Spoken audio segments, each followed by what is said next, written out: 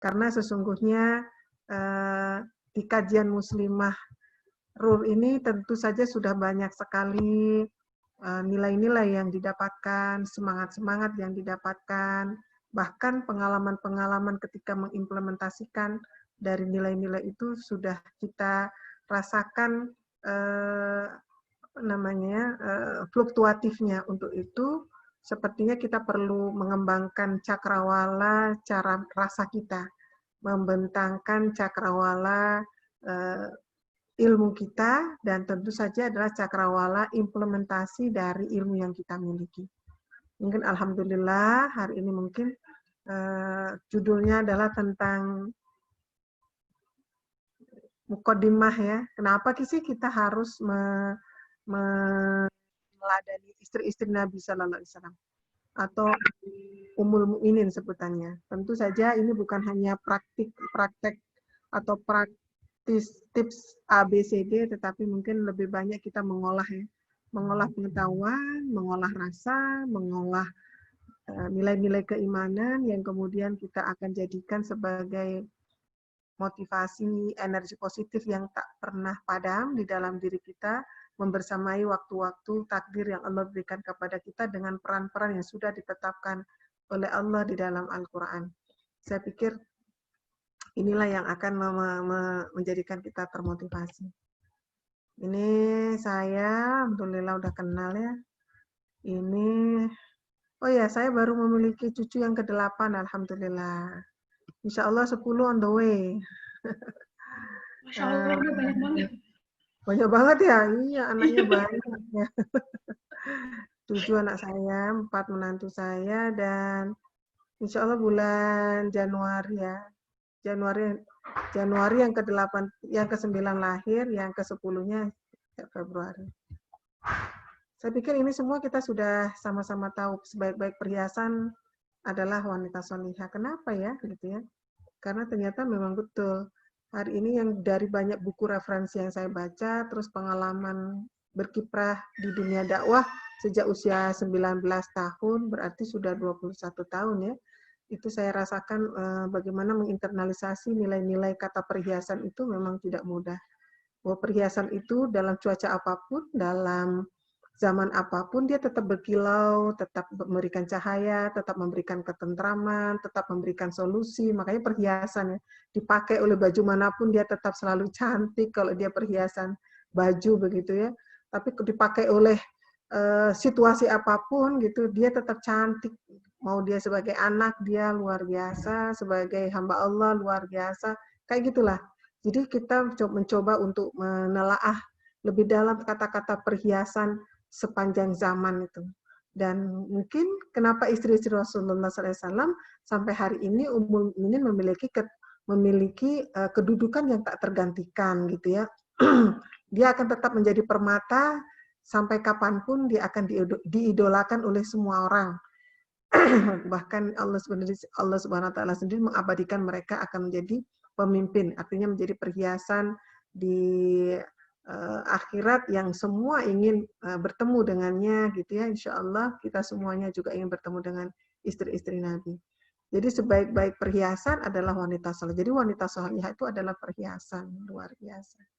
Kalau melahirkan anak yang soleh. Kalau jadi istri dia ada yang solehah. Kalau jadi anak yang soleh. Kalau dia menjadi istri pemimpin, dia selalu menjadi pembisik ya, gitu ya istilahnya. Kalau saya ngerasain ya, Mang Odet jadi wali kota, tidak mudah gitu ya memotivasi suami misalnya. Ya macam-macam lah. Untuk itulah ini perlu kita pahami betul kata ini. Jadi ini bukan hanya sekedar kata ya yang disampaikan oleh Rasulullah SAW, tetapi ini adalah makna yang begitu sangat dalam dan begitu sangat luas penjabarannya begitu. Dan kita semuanya harus tetap ingin menjadi itu muslimah yang berkilau tadi, wanita surga yang ada di dunia, yang mengikuti wanita-wanita surga sebelumnya itu istri-istri Rasulullah SAW. Jadi inilah yang menjadi semangat kita. Dan kita belajar kenapa muslimah itu sebagai perhiasan terbaik ya. Karena kalau kita lihat dari perjalanan mungkin ukti-ukti semuanya bisa membaca buku ya, membaca buku tentang perjalanan perempuan sebelum Islam begitu. Mulai dari zaman Mesir, dalam zaman Yunani, kemudian di India, kemudian di Cina, kita akan menemukan bahwa sikap dari sebuah din dan agama terhadap perempuan itu yang paling mulia itu adalah Islam, yang memuliakan betul gitu, karena memiliki kedudukan yang sama di hadapan Tuhan dengan peran-peran yang berbeda, dan antar satu dengan yang lainnya ditetapkan saling melengkapi, saling mendukung, dan saling mensukseskan. Dan ini penting buat kita, karena perhelatan ini sampai hari ini tidak selesai begitu. Untuk itulah kaum-kaum feminis di PBB sana ingin menyampaikan kepada dunia bahwa perempuan yang baik itu adalah perempuan yang memiliki kesejajaran dalam segala hal, termasuk juga pilihan orientasi seksual, intinya ke sana. Ini kita sebut dengan pengarus utamaan gender, kata gender.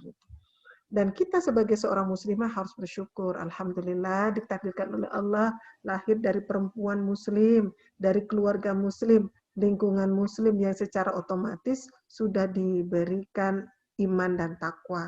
Iman ya, keimanan gitu ya, bahwa orang tua kita mengajarkan la ilaha illallah sebagai pondasi dari seluruh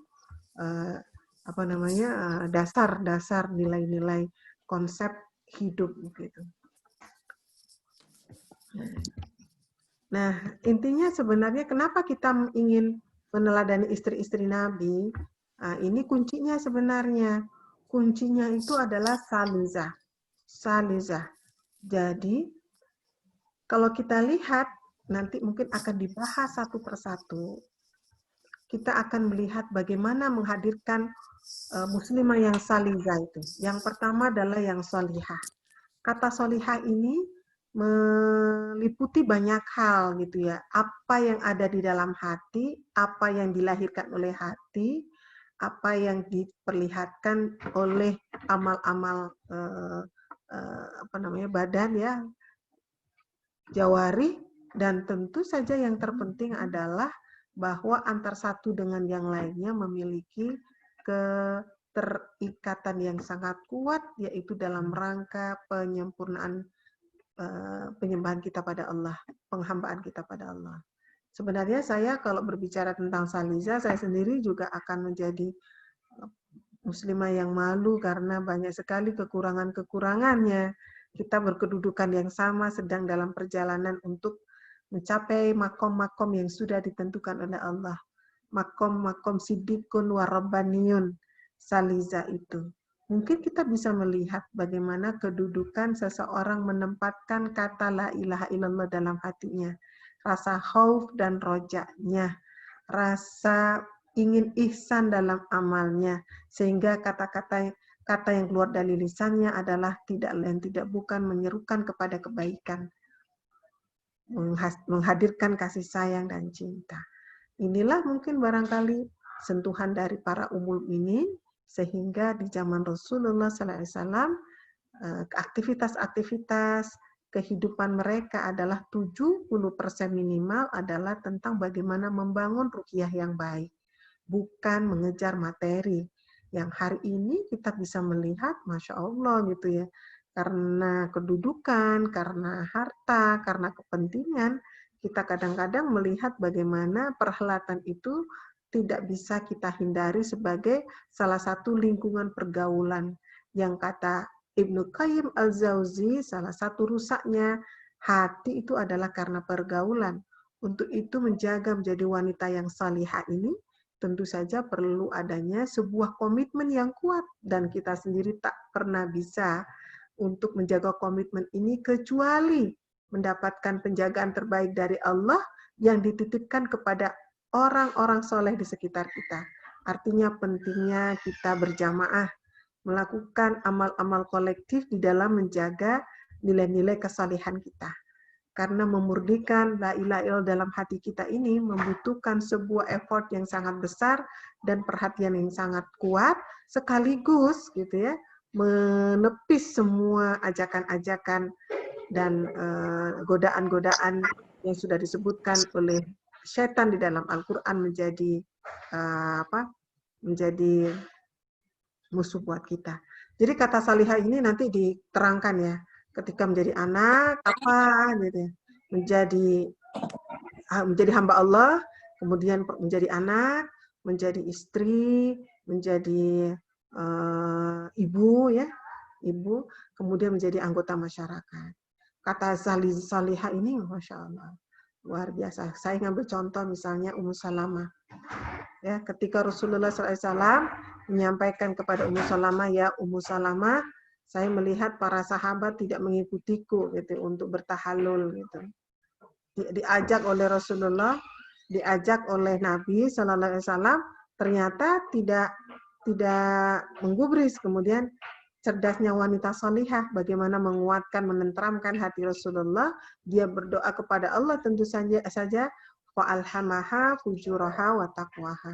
Bahwa sesungguhnya ilham itu diberikan kepada orang-orang yang bertakwa, ilham kepada ibunda Ummu Salamah ini yang kemudian ya Rasulullah, lakukanlah apa yang diperintahkan Allah, sesungguhnya nanti ya pasti mereka nanti akan mengikutimu. Jadi saya melihat itu luar biasa kuatnya. Ya saya ngerasain sendiri ya, dengan berbekal pengetahuan ini, akhirnya bagaimana ketika kita menjadi seorang istri dan suami kita adalah seorang pemimpin, ada saat-saat pentingnya untuk mengambil keputusan, kita ada di sebelahnya dan kita menjadi pendorong. Saya ingat waktu COVID-19, ketika semua beberapa daerah sudah menutup ya, daerah terutama yang di dekat Jakarta, sudah menyatakan untuk melockdown di hari Senin waktu itu hari Jumat. Bagaimana saya mendorong Pak Wali itu meyakinkan betul bahwa keadaannya memang sangat darurat, termasuk juga di Kota Bandung. Tapi Pak Wali bilang, tenang, dia belum ada perintah kok dari gubernur gitu ya. Saya bilang, jangan nunggu gubernur gitu. Gubernur bla bla bla. Ini sekarang urusan daerah, urusan kematian pokoknya kayak gitu. Kemudian ternyata masih belum kuat juga sampai malam tuh saya berdoa pada Allah, ini gimana ya? Saya sudah khawatir karena yang meninggal sudah semakin berjatuhan waktu itu. Kemudian pagi-paginya setelah mandi, itu saya sisir ke rambutnya itu. Saya sisir rambutnya berpelan-pelan. Saya bisikin, udah kumpulin saja sekarang Dandim, Polres, dan Lanut, panggil epidemiolog dari RSAS, dengerin apa kata mereka. Mereka yang tahu situasi. Insya Allah pasti nanti akan memberikan masukan kepada kita apapun keputusannya gitu. Jadi waktu itu saya kayaknya saya harus menarik deh, tidak nyuruh bapak gitu. Kalau nyuruh laki-laki itu kadang-kadang kan laki-laki suka gimana begitu. Akhirnya dengan cara menyisir itu, kemudian ternyata menyisir ketika saya tahu terakhir-terakhir ya dari psikolog ya, dari waktu saya bertemu dengan Ayah Irwan tuh, apakah Ustazah menyisir bapak gitu? Iya, saya menyisir sambil ngomong sambil ngebisikin gitu ya. Masya Allah ternyata itu betul sekali laki-laki tuh ya kalau di sisi rambutnya itu luluh terhadap apapun tuh bisa masuk. Jadi saya Masya Allah diilhami oleh Allah untuk nyisir rambutnya pelan-pelan sambil ngebisikin, yang akhirnya siang itu mengumpulkan kurang lebih 200 orang untuk memutuskan apa yang harus dilakukan oleh Kota Bandung, 2,5 juta penduduknya ini untuk terselamatkan dari penularan COVID-19 di awal-awal. Jadi saya pikir, oh ini Ummu Salam. Jadi yang teringat Ummu Salam, mau ya Rasulullah itu bagaimana beratnya. Perintahnya langsung dari langit, kemudian ketika diajak kepada orang-orang yang selama ini sikoh kepadanya, dan ternyata melepisnya begitu, itu kemudian dibisikin oleh Ummu Salamah. Jadi kata salihah ini memang pas sekali dari sisi pengetahuan, kemudian pengetahuan ini yang mengantarkan sekaligus memimpin dan menunjukkan ya sikap-sikap apa yang harus dilakukan di keadaan yang reguler, di keadaan yang kritis, atau di keadaan yang kritis ataupun yang jangka panjang. Jadi saya pikir penting ini. Ini salihah ini adalah mengasah diri bagaimana dekat kepada Allah, mengikuti sunnah Nabi, kemudian pada Al-Quran, termasuk di dalamnya meneladani orang-orang yang sudah dijamin oleh Allah untuk menjadi penghuni surga. Dan saya suka menyampaikan ini tidak mudah. Demikian juga saat kata salihah ini dipakai kapanpun, di rumah, ketika di luar, gitu ya, ketika menjadi apapun kita tidak boleh tidak dibawa gitu sifat-sifat salihah. Yang kedua adalah alimat. Jadi perempuan itu adalah simpanan ilmu, atau kita sebut berpengetahuan atau memiliki apa itu namanya? Musafaqah fikri, memiliki cakrawala ilmu gitu. Jadi kalau punya cakrawala ilmu, apapun yang dilakukannya berdasarkan ilmu di dalam melakukan peran-peran pentingnya. Peran-peran kodratinya itu sangat penting perempuan itu. Mulai dari ketika dia mengambil setengah dirinya menjadi bagian dari kehidupan seorang laki-laki, kemudian dia harus menumpahkan seluruh jiwanya terlarut bukan terlarut, ikut lebih dalam berkomunikasi, berhubungan, kemudian kebersamaan hidup. Saya pikir perlu adanya ilmu. Kalau nggak punya ilmu nanti terjadilah dua kubu gitu ya, saling saling memperlihatkan ego. Jadi kata alimat ini penting, berilmu agama yang jelas. Semua keilmuan tafaqquh fiddin ini harus dimiliki gitu. Apapun yang hari ini kita semuanya mungkin tidak semuanya lahir dari pesantren, tapi kita selalu berusaha untuk memiliki ilmu-ilmu diniyah secara baik. Ini penting sekali. Mulai dari hal yang sangat ain gitu ya untuk diri kita sendiri sampai kemudian hal-hal yang praktis. Jadi kata alimat ini terus kita kembangkan, termasuk ketika ada acara-acara seperti ini adalah untuk menguatkan azam kembali. Jangan pernah kita tidak menyertakan ilmu setiap hari tentang agama, tentang inspirasi orang-orang yang sudah mendahului kita, tentang perjalanan orang-orang yang sudah dijamin masuk surga setiap hari. Karena dengannya insya Allah akan menjaga keimanan kita sendiri, sekaligus kita juga bisa memerankan sebagai payung dan penjaga dari keimanan orang-orang yang kita cintai di sekitar kita. Baik itu dalam lingkungan keluarga kecil maupun keluarga besar atau keluarga lebih besar lagi, itu keluarga dakwah. Kemudian yang ketiganya adalah zaimat, perempuan atau muslimah yang zaimat. Nah, yang zaimat inilah yang kita lihat bagaimana kiprah-kiprah yang dilakukan oleh istri-istri Rasulullah SAW bukan hanya sebagai penopang, penguat, pendukung dakwah, tapi sekaligus sebagai pendakwah sejati. Dalam kehidupannya dia berkhidmat kepada Allah, kepada Rasulullah, dan kepada Al-Quran. Dia lakukan seindah-indah keteladanan. Ya, kita ambil contoh adalah Ibunda Aisyah. Berapa ribu hadis dia hafal, tapi dia begitu mengerti semua persoalan-persoalan zaman, persoalan-persoalan sosial, persoalan-persoalan ekonomi, persoalan-persoalan peradaban. Ketika ditanyakan kepada Ibunda Aisyah, maka akan dijawab dengan hadis-hadis yang mapan pas beserta syarah-syarahnya. Demikian juga pasti kita akan terkagum-kagum ketika melihat Ibunda Khadijah, ya, radhiyallahu an al-kubra. Masya Allah, perempuan yang sangat kuat. Rasulullah adalah suami ketiga. Saya bisa merasakan ya, itu ketika menikah dengan Rasulullah, tetapi dia mampu menurunkan egonya luar biasa, berkhidmat dan begitu sangat mengagumkan Rasulullah sampai Rasulullah sendiri sangat terkagum-kagum dan terkenang meskipun orangnya tidak ada. Ini menarik sekali. Jadi kalau kita lihat ada yang menarik dalam kepribadian Ibunda Khadijah ini sampai Allah Subhanahu wa taala pun akhirnya menganugerahkan sebuah salam yang tak pernah terulang kembali, hanya satu-satunya perempuan yang mendapatkan salam dari langit, Ibunda Khadijah, dan yang melahirkan putra-putri Rasulullah adalah Ibunda Khadijah. Kenapa Allah mempercayakan putra-putri Rasulullah lahir di Ibunda Khadijah? Itu juga menarik sekali, Masya Allah.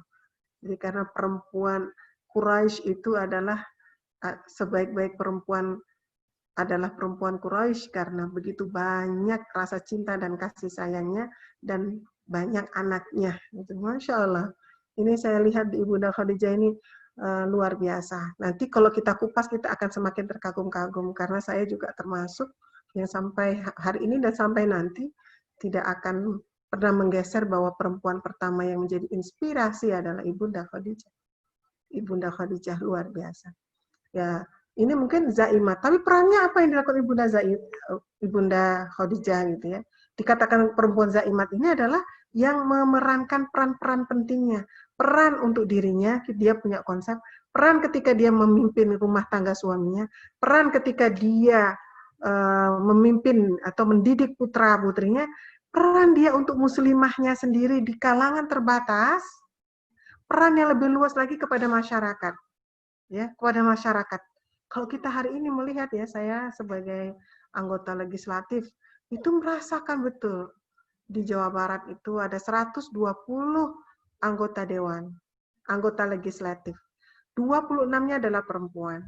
Yang ada di Komisi 5 itu hanya 6 orang. Dan Komisi 5 itu berbicara tentang perempuan, anak, dan keluarga.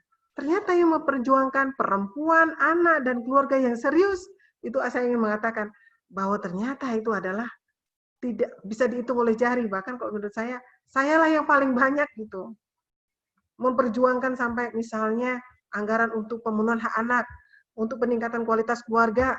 Nah, ini ternyata Masya Allah itu. Itu kalau kita ngomong di parlemen ya, di parlemen. Belum lagi kalau di masyarakat. Ada yang perlu kita tolong ya kepada macam-macam lah. Macam-macam, mulai dari urusan penguatan mendeliver literasi tentang fungsi keluarga, kemudian komunikasi tentang suami istri, literasi gizi, mendidik anak, menjaga lingkungan yang ramah anak, ramah perempuan, pemberdayaan perempuan, perlindungan perempuan dan anak dari kekerasan, kekerasan seksual, macam-macam. Berhadapan dengan hukum, macam-macam. Jadi kita melihat Zaimat ini begitu sangat luas. Di zaman Rasulullah SAW juga sama demikian. Ketika Rasulullah SAW mendakwahkan Al-Quran, ya, itu di sepanjang perjalanannya, kalau dihitung 3 bulan sekali Rasulullah melakukan peperangan. Siapakah perempuan-perempuan yang kuat, yang kata di dalam sejarah disebutkan yang diundi oleh Rasulullah dan menemani Rasulullah. Bukan hanya menemani saja, untuk menenteramkan Nabi gitu ya. Tetapi ada tugas-tugas di situ. Terus kemudian tetap mendakwahkan, menjaga anak-anak yang ditinggal oleh suami-suami yang ketika berperang meninggal, janda-janda, siapa yang ngurusnya? Kata Zaimat ini adalah perempuan yang berkiprah sesuai dengan kemampuan, kemauan, sekaligus gitu ya, berkhidmat untuk orang lain. Jadi Zaliza inilah yang kemudian kita rangkum yang akan kita dapatkan saat kita nanti membedah satu persatu kenapa kita harus meneladani istri-istri Nabi. Karena di semua istri-istri Rasulullah SAW, kunci Zaliza ini akan kita temukan dengan berbagai warna. Ibunda Khadijah, Ibunda Aisyah, indah sekali Ibunda Hafsah, perempuan yang dibela oleh Allah Subhanahu wa taala. Ibunda Saudah yang hampir dicerai oleh Rasulullah. Tetapi begitu sangat indahnya, ya Rasulullah, tetaplah aku jadikan istrimu karena aku ingin saat nanti dibangkitkan, ingin menjadi di dalam barisan istri-istrimu. Biarlah malam-malamku aku hadiahkan untukmu, untuk Aisyah. Jadi sepanjang hidupnya Saudah itu adalah berkhidmat kepada Rasulullah SAW, suami yang beliau cintai, tetapi malam-malamnya selalu dihadiahkan untuk Aisyah. Itu tidak mudah gitu, tapi beliau melakukan itu, Masya Allah, indah sekali. Saya sangat mencintai ya, sangat cinta kepada Saudah. Dan semuanya memiliki warna-warna yang berbeda. Ya, saya pikir karena ini adalah mukadimah, jadi kita semangati. Gitu. Dengan semangat inilah kemudian kita akan merens gitu, menjadi perempuan yang sempurna. Sempurna dalam artian di hadapan Allah. Ibadahnya tidak berkurang sedikit pun, wajib sunnahnya, Al-Qur'annya juga, kecintaannya kepada Al-Qur'an, sekaligus gambaran buah dari ibadah-ibadah dan kecintaan kita kepada Al-Qur'an ini terlihat dari lisan kita, dari sikap-sikap kita, termasuk juga keputusan kebijakan yang kita hadirkan untuk memimpin rumah tangga suami kita, istilahnya, di rumah kita sendiri, membimbing anak-anak kita, membimbing kaum muslimin, muslimah, mukminah, juga memberikan manfaat yang lebih luas lagi kepada masyarakat, dan tentu saja adalah peradaban. Jangan pernah kita keluar dari frame ini, karena inilah jalan yang akan mengantarkan kita ke jalan Shirathul Mustaqim, jalan orang-orang yang mendapatkan nikmat dari Allah Subhanahu wa Ta'ala. Saya pikir Ummul Mukminin ini Masya Allah luar biasa. Kita akan melihat nanti bintang-bintang yang sangat indah di kehidupan-kehidupan mereka dan akan memenuhi ruang-ruang inspirasi dari setiap yang kita hadapi, yang kita lalui, sekaligus yang menjadi tanggung jawab kita. Saya pikir itu ya, Insya Allah terakhir itu yang kan judulnya motivasi mukodimah, jadi nggak banyak.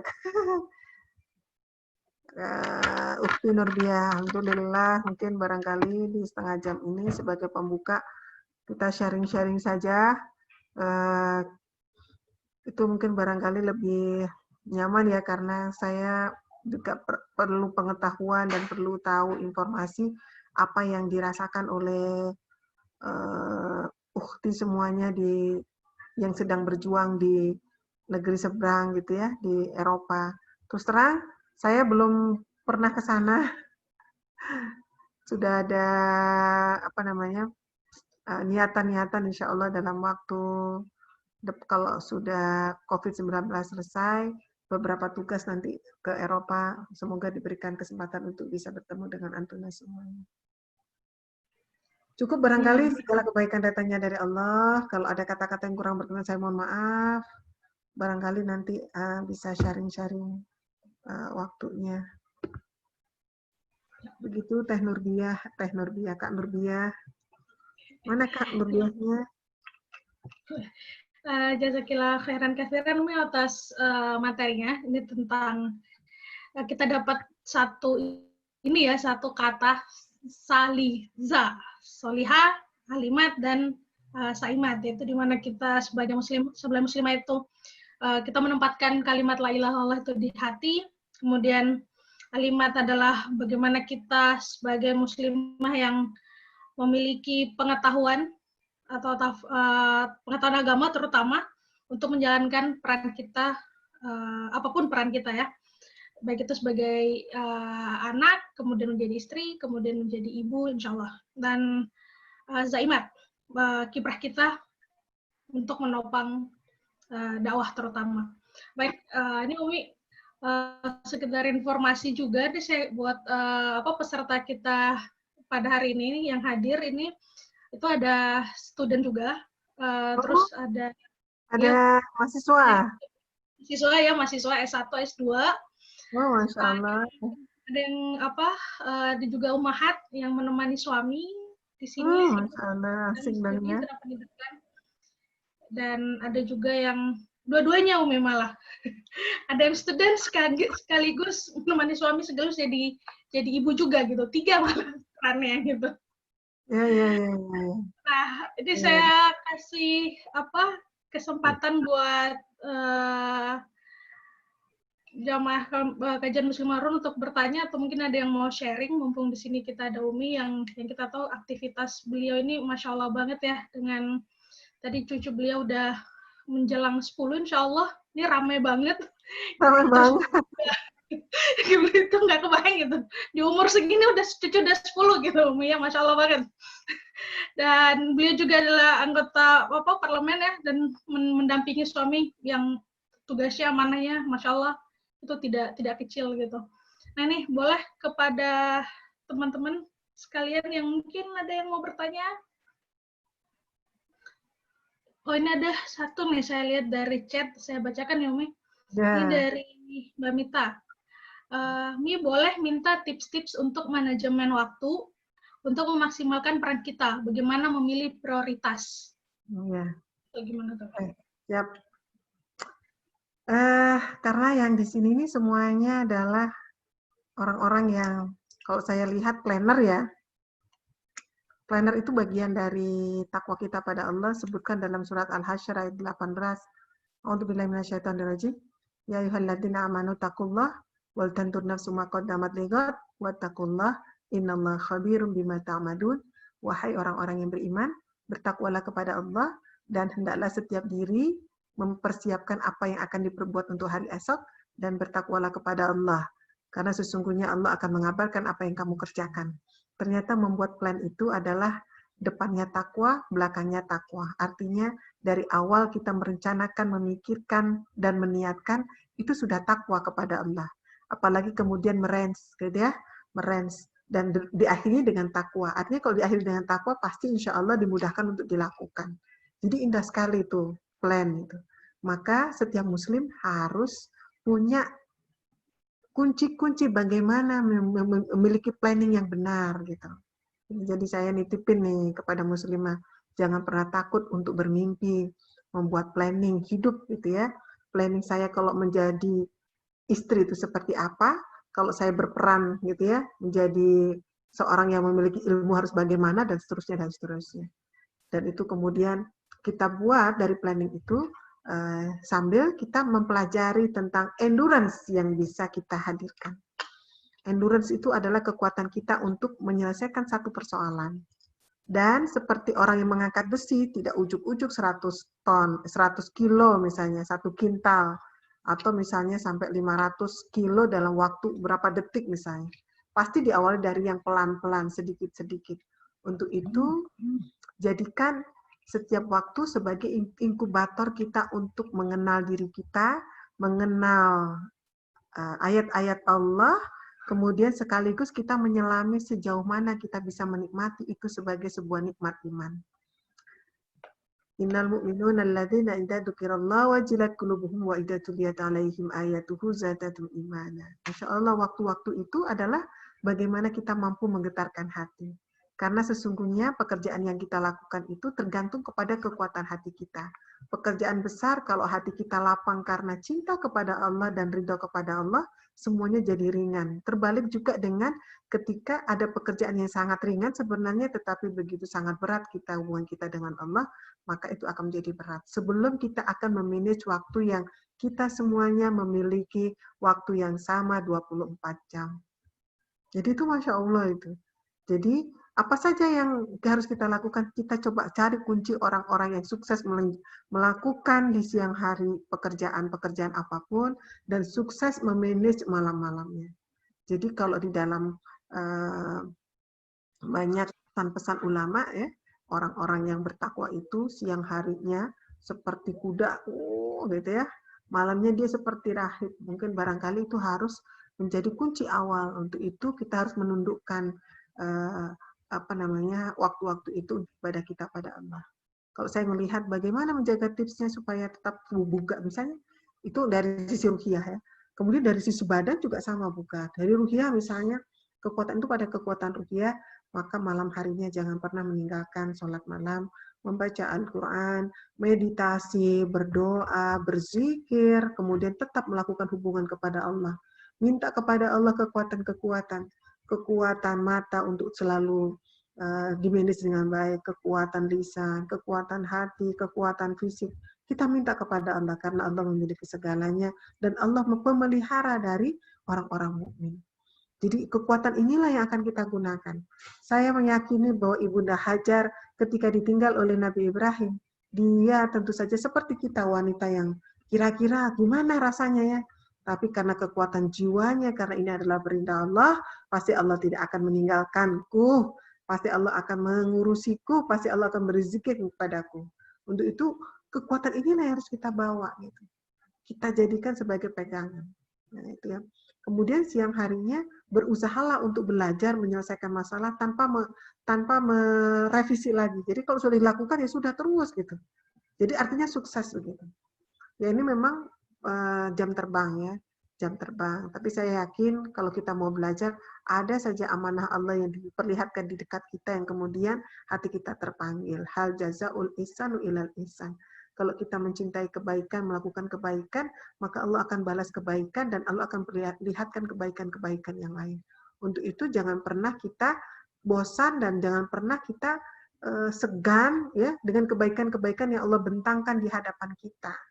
Entah itu ketika kita menjadi seorang penuntut ilmu, entah itu kita misalnya menjadi aktivis dakwah itu adalah pilihan. Minimal adalah mendakwai diri kita sendiri gitu sehingga terjadi perubahan-perubahan masif di dalam diri kita. Mendakwai diri kita terus gitu. Kita membuat tulisan azam lagi terus saja.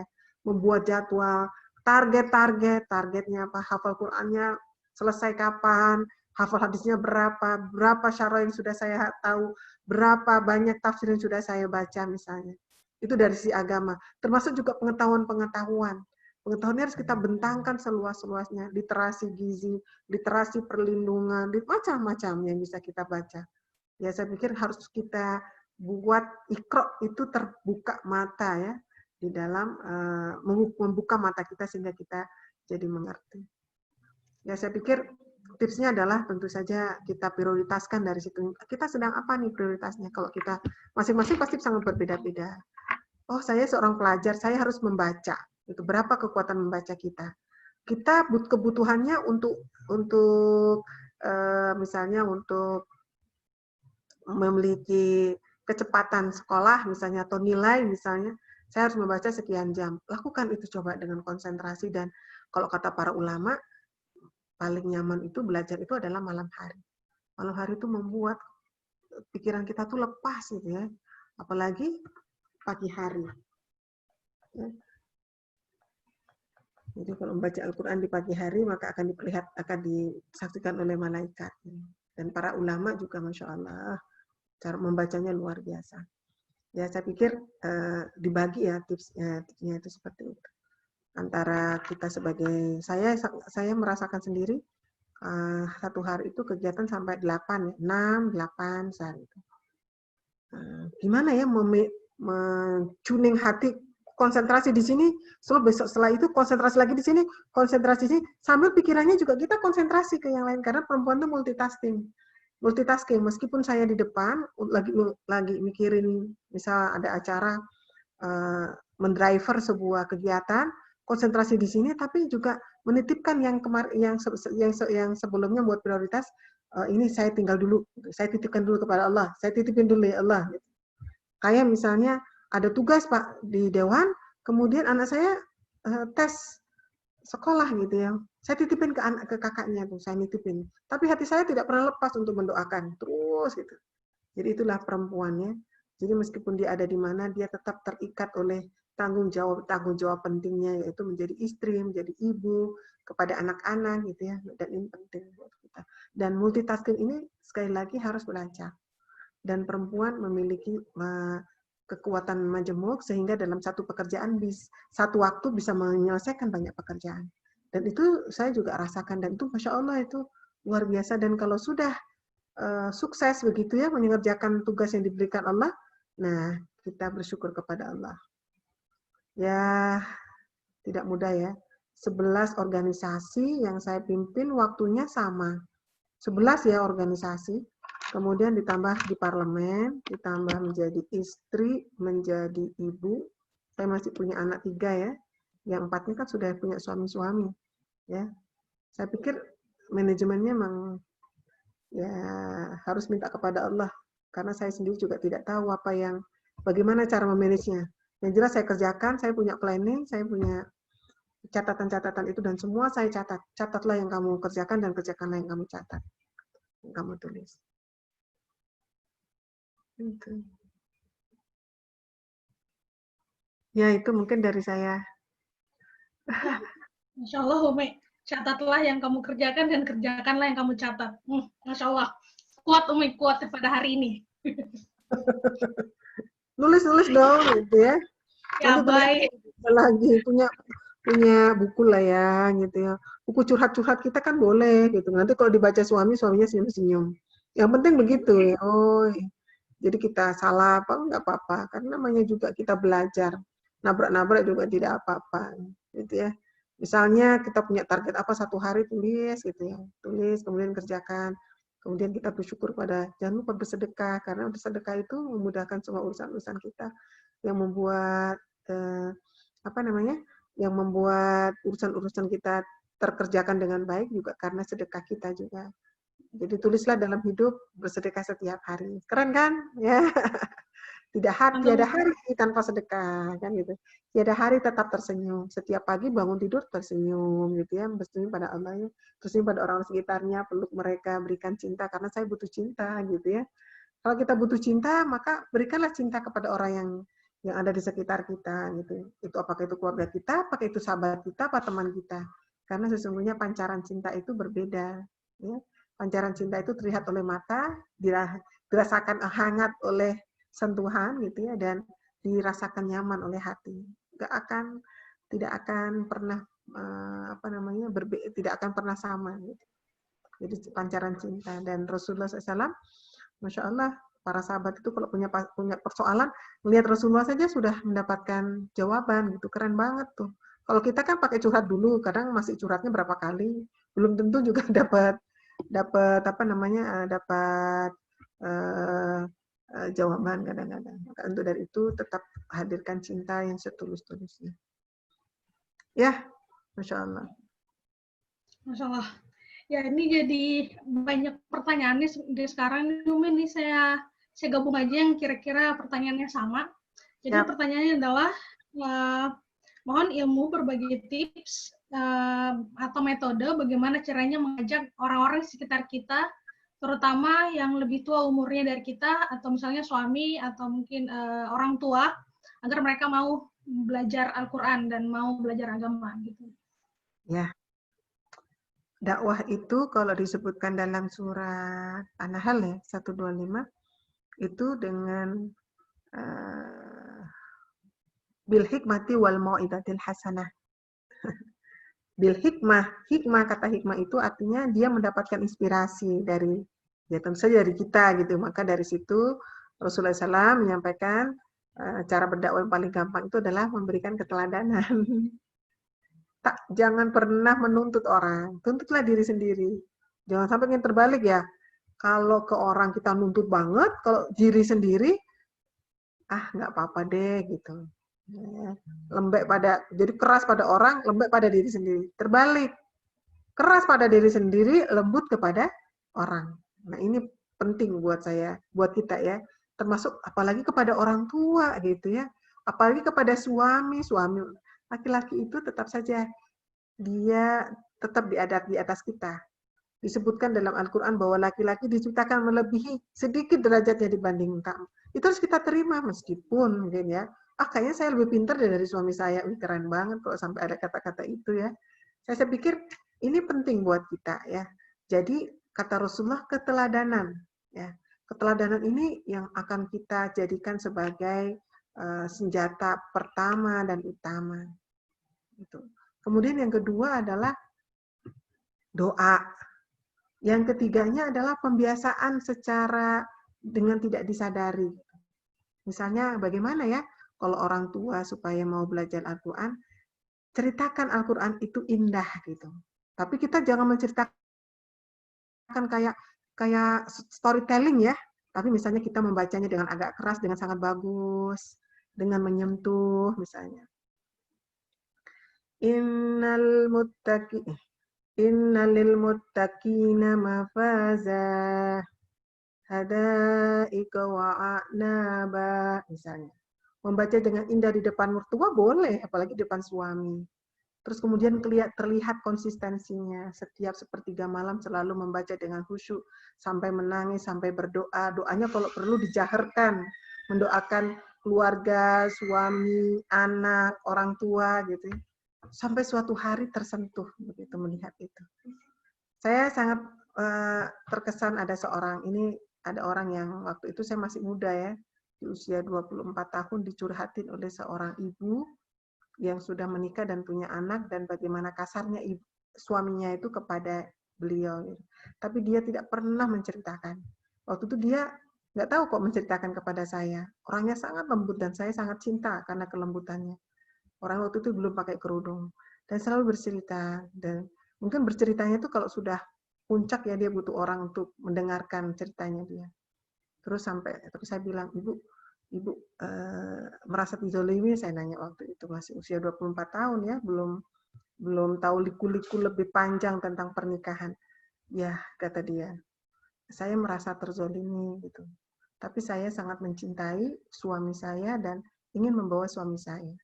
Terus kemudian dari situ dia berdoa terus kepada Allah. Bahkan kata-kata suaminya sampai mengatakan begini, aku ingin membuat kamu sengsara gitu.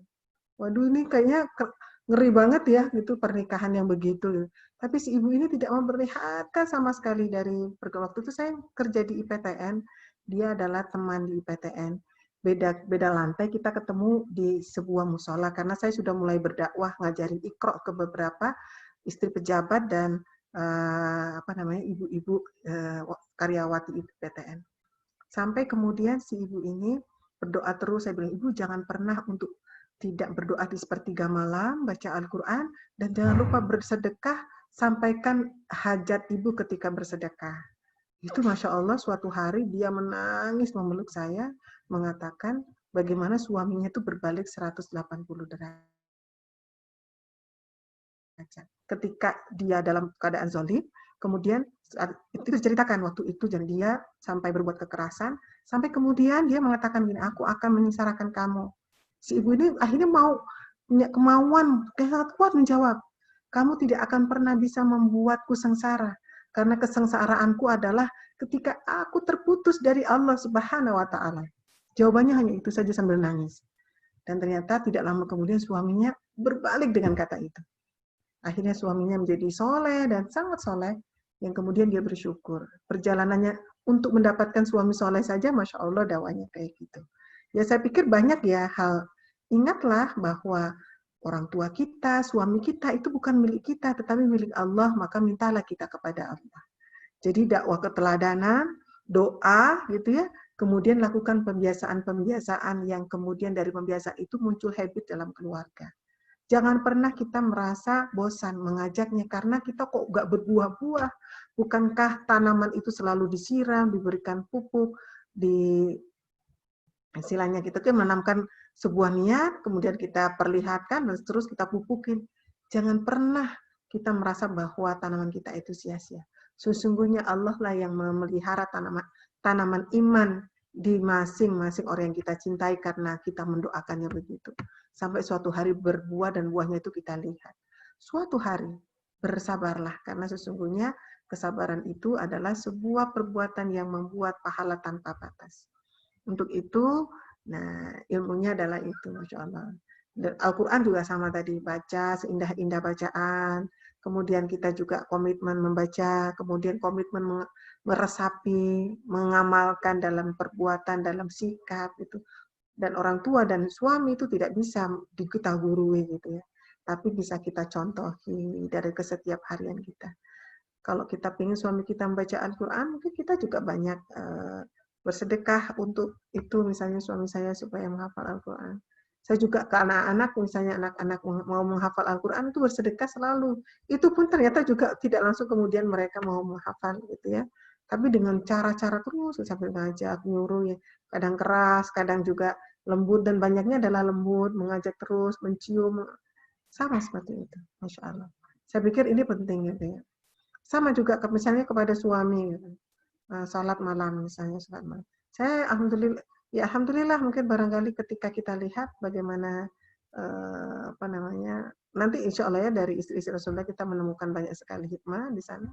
Ketika Ibunda Hafsah dibela oleh Allah, jangan kau ceraikan ya Muhammad, sesungguhnya dia akan jadi istrimu nanti di surga.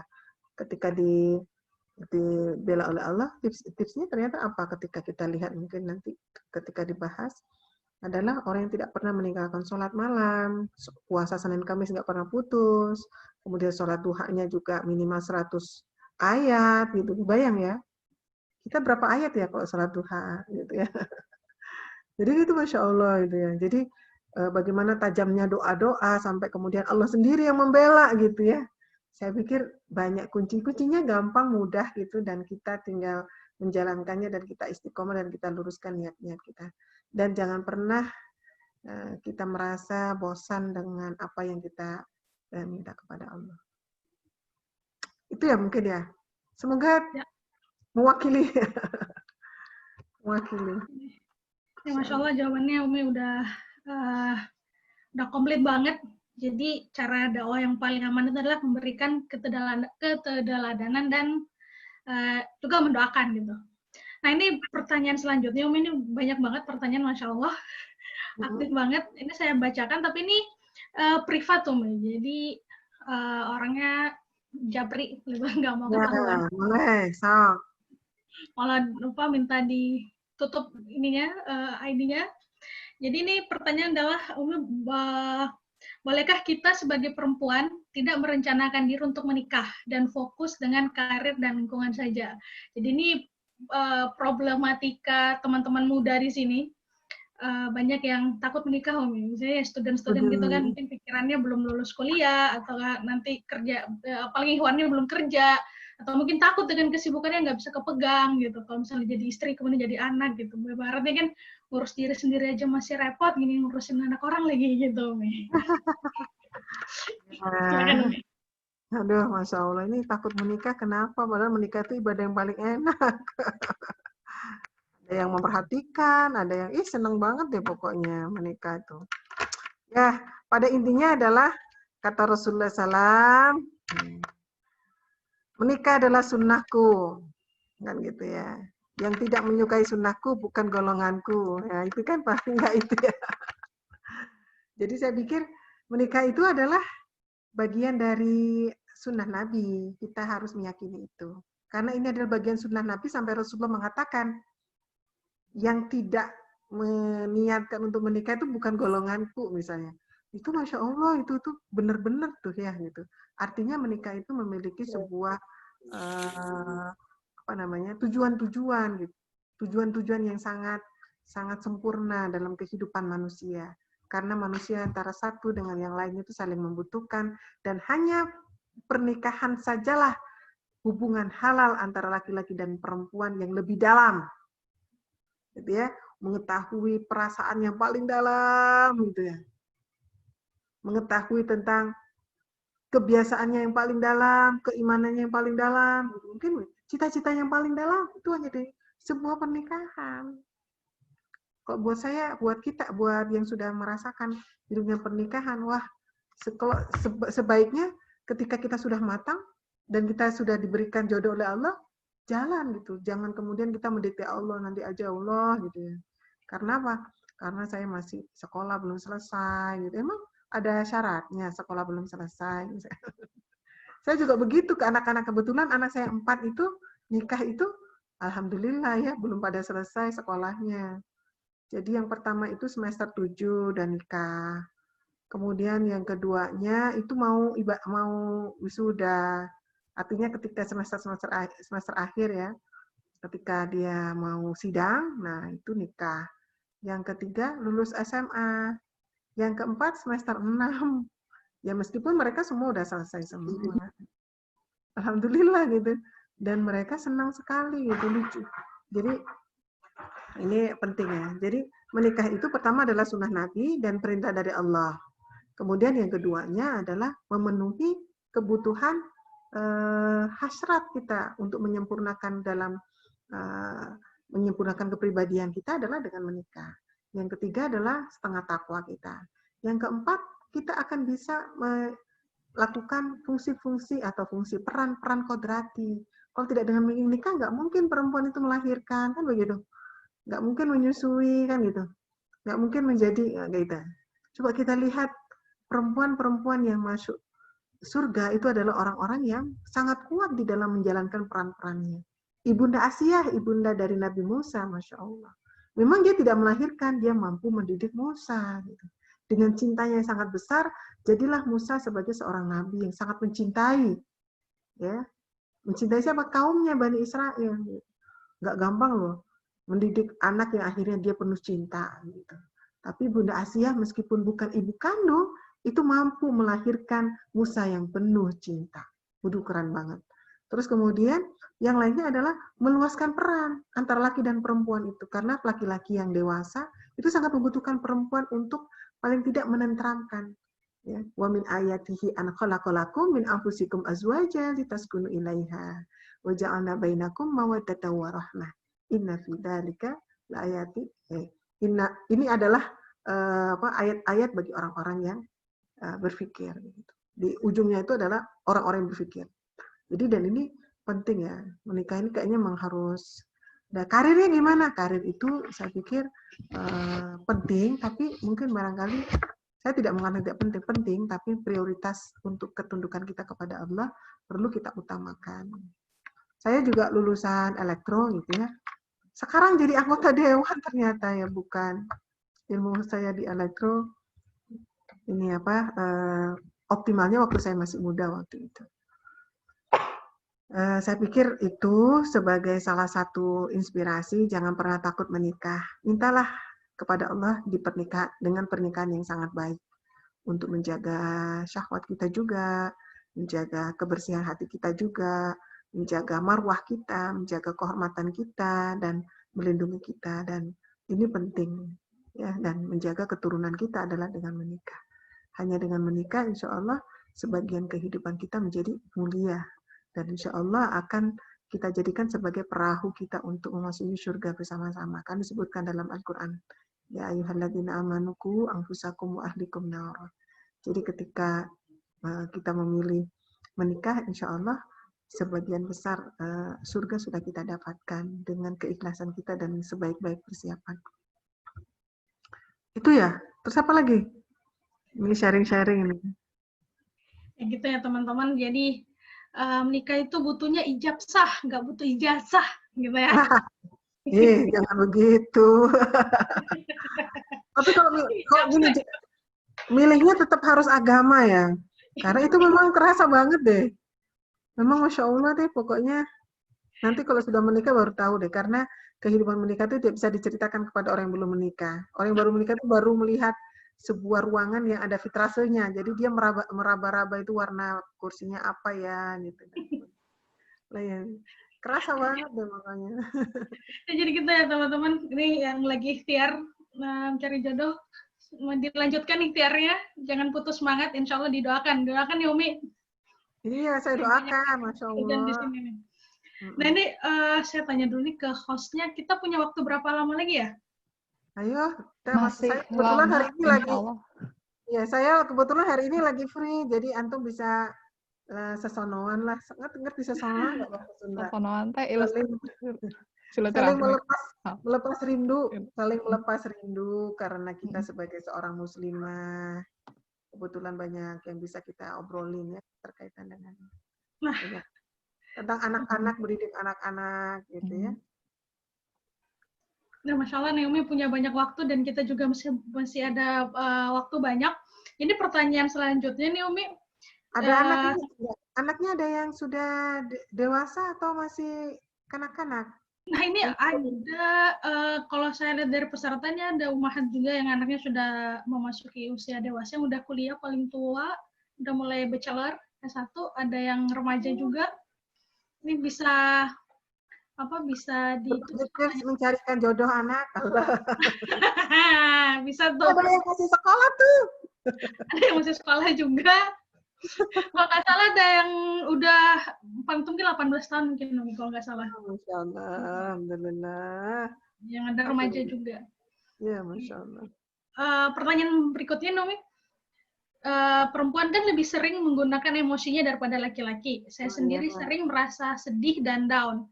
Ketika sedang down, maka bangkit rasa futur sehingga ibadah menurun. Bagaimana caranya supaya kita bisa bangkit lagi dan semangat kembali untuk memperbaiki ruhiyah kita?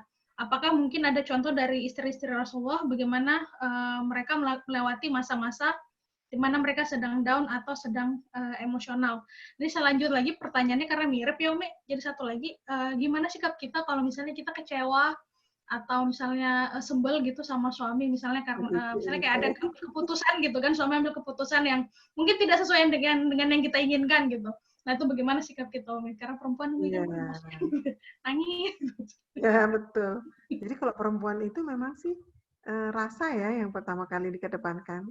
Jadi semuanya timbangannya rasa bukan rasio, beda satu huruf. Beda dua huruf, rasa, rasio. Jadi saya lihat perempuan tuh rasa gitu, 9 rasanya itu ada di perempuan, jadi warna-warninya macam-macam.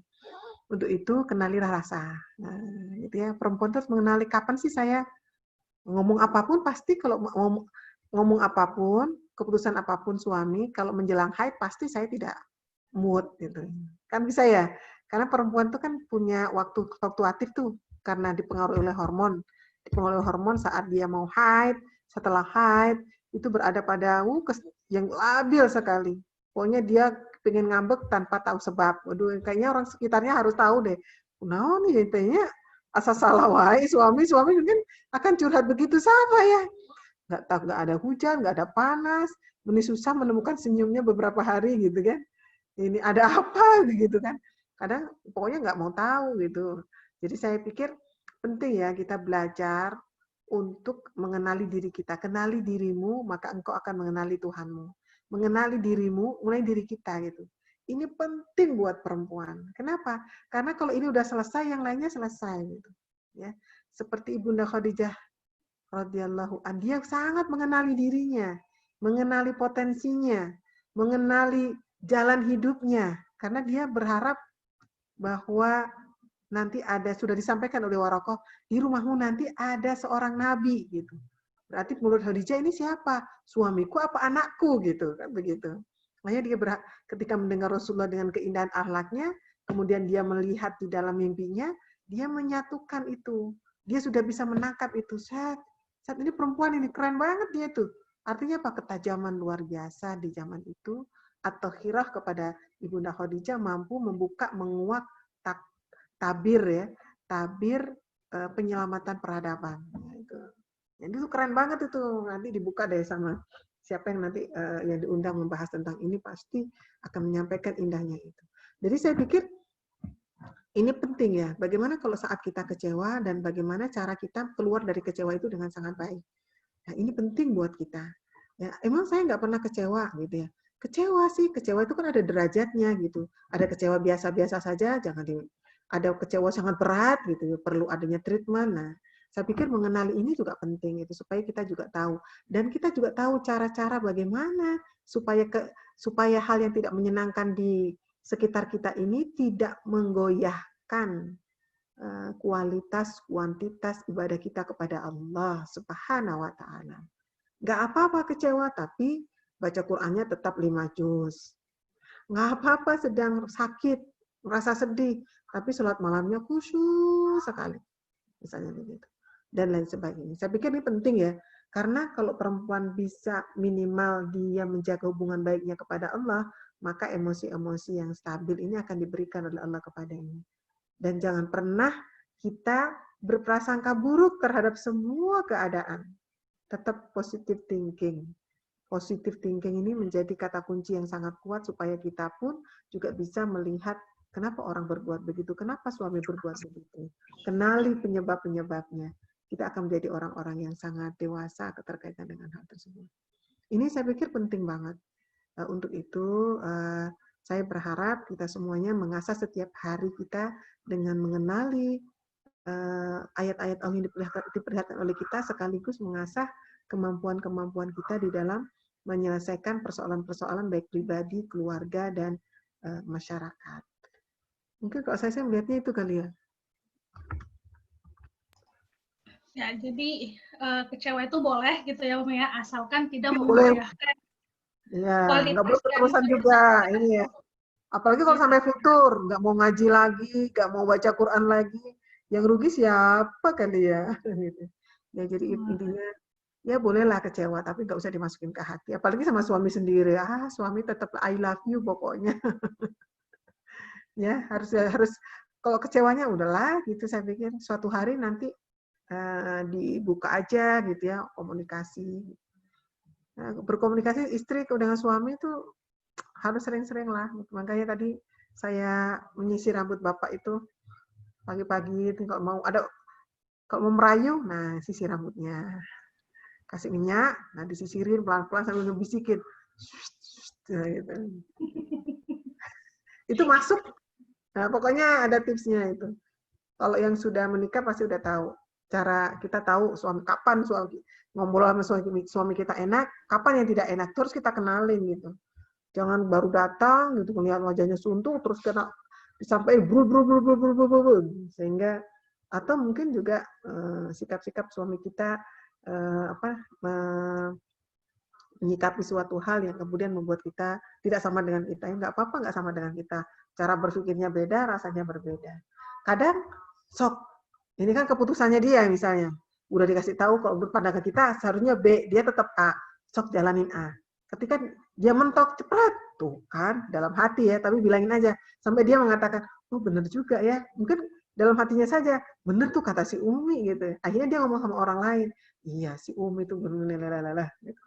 Dia mengaku tidak depan kita, dia malu gitu, tapi dia menyampaikan pada orang lain dan orang lain itu akhirnya menyampaikan pada kita. Tuh kan, tapi gak usah dibongkar-bongkar lagi. Tuh kan, jadinya dia jadi ngambek lagi gitu ya. Jadi yang penting yang penting kita sudah tahu. Oh iya udah. Pokoknya asik deh pokoknya. Asik banget deh. Kita lebih banyak mengenali jiwa orang gitu ya.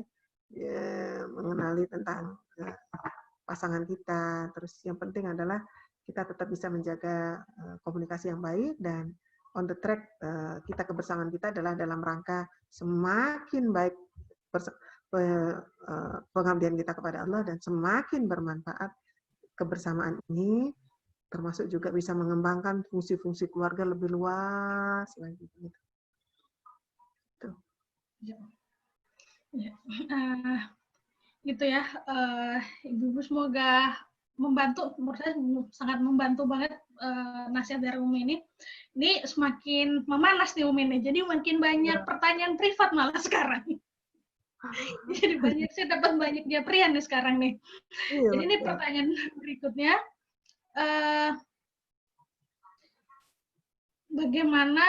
bagaimana cara menghilangkan trauma karena ayah melecehkan anak perempuan secara seksual dan ayah selingkuh di depan anak. Jadi ayah ini menikahi selingkuhannya yang Katolik.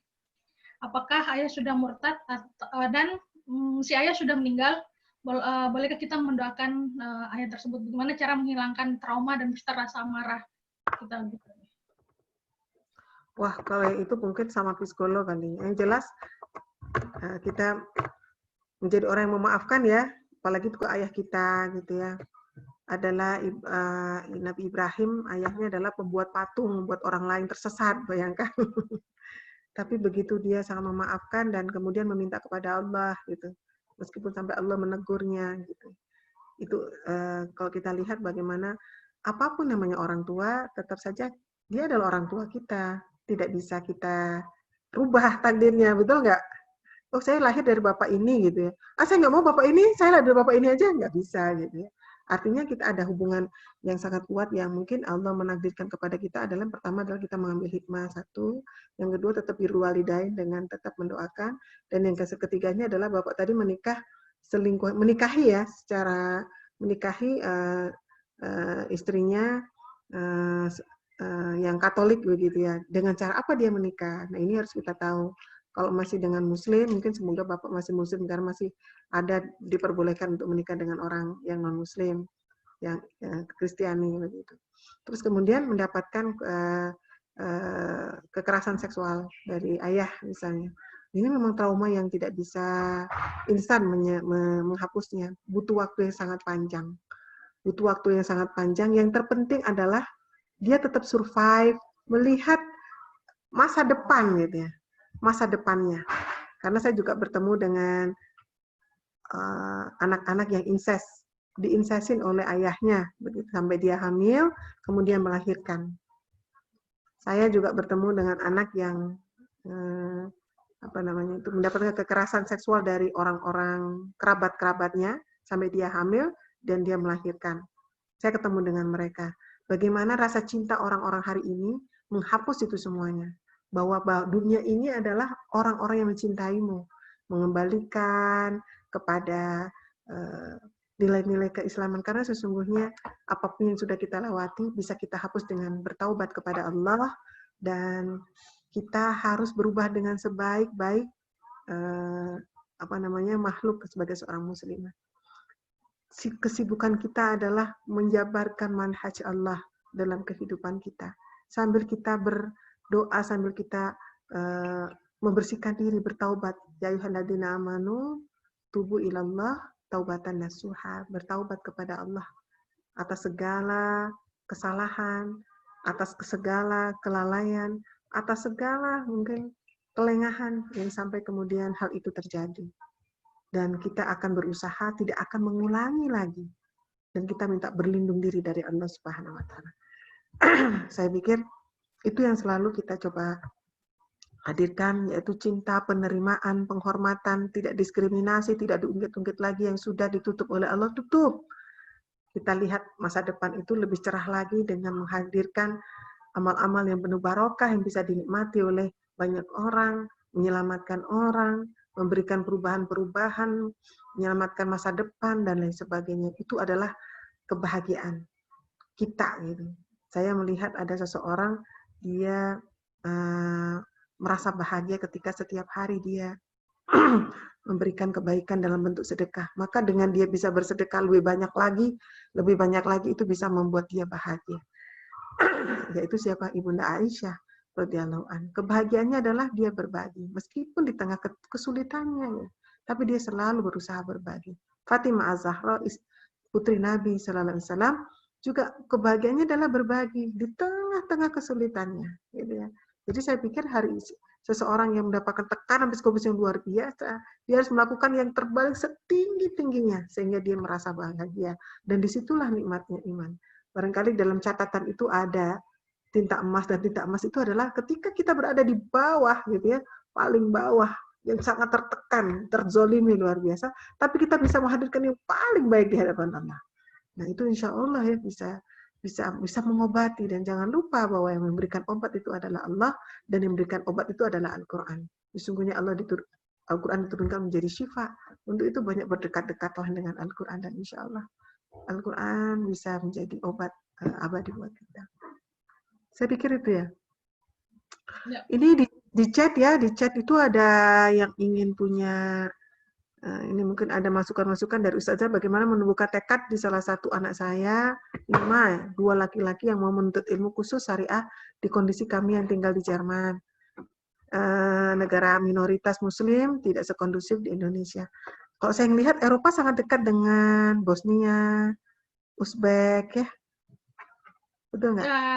Lokasi kami ini yang di bagian barat, kami lebih dekat ke Belanda. Itu Uzbekitas, Bosnia itu di bagian timur, Umi. Itu dekat Berlin. Oh, ya. Mungkin kalau saya lihat hari ini tuh, kalau tidak salah, negara-negara muslim yang ada di Eropa itu lebih kondusif dibandingkan Mesir.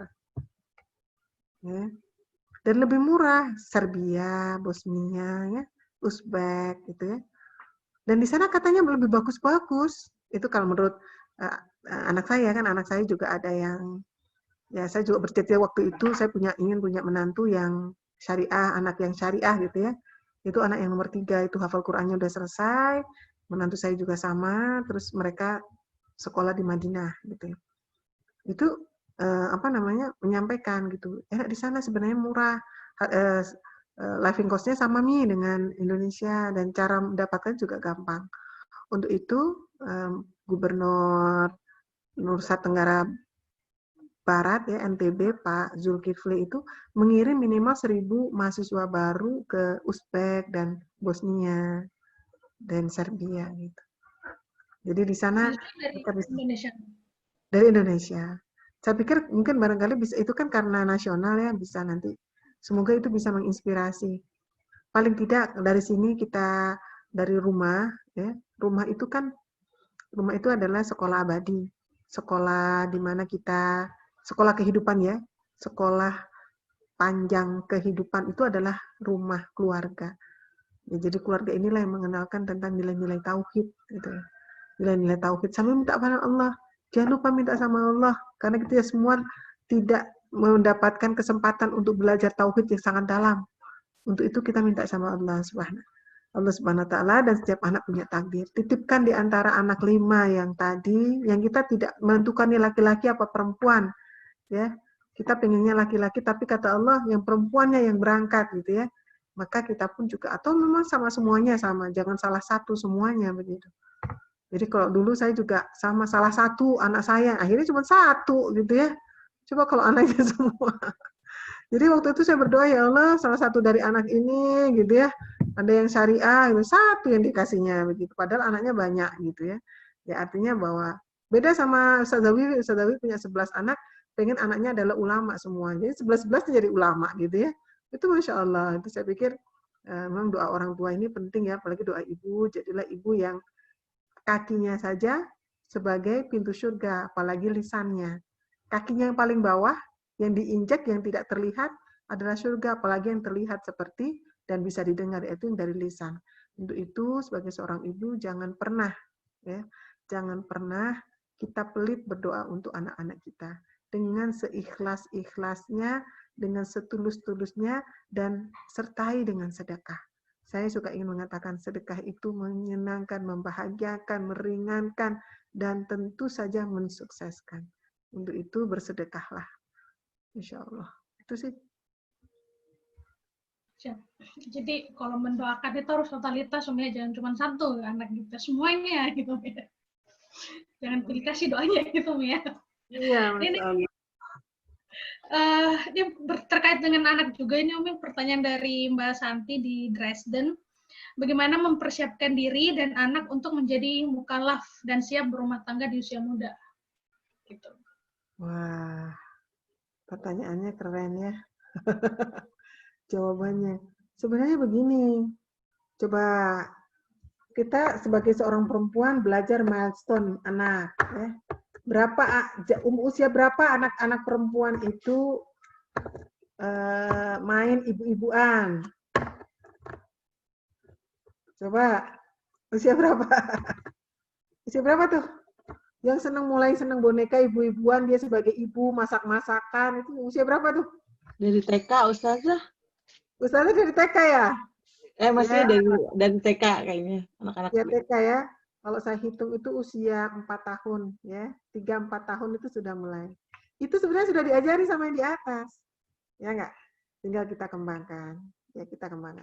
Yang laki-laki juga sama, mulai belajar jadi pembengkel, membongkar. Sambil kita kasih tahu, kamu nanti menafkahi keluargamu dengan cara bekerja keras, gitu kan gitu. Jadi kadang-kadang kita lupa itu.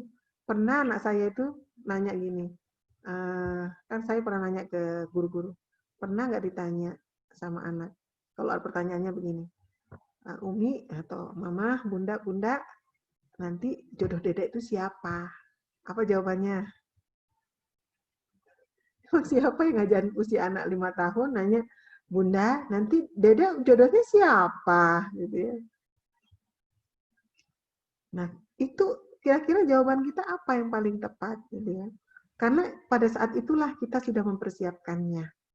Jadi jangan lupa ketika kita mendidik anak, kita mempersiapkan dia menjadi seorang ayah, menjadi seorang suami, menjadi seorang istri, menjadi seorang ibu.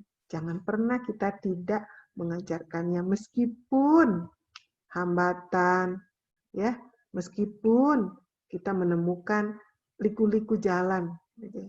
Untuk itu, karena sesungguhnya kodrati itu sudah dititipkan oleh Allah Subhanahu Wa Taala sejak dini.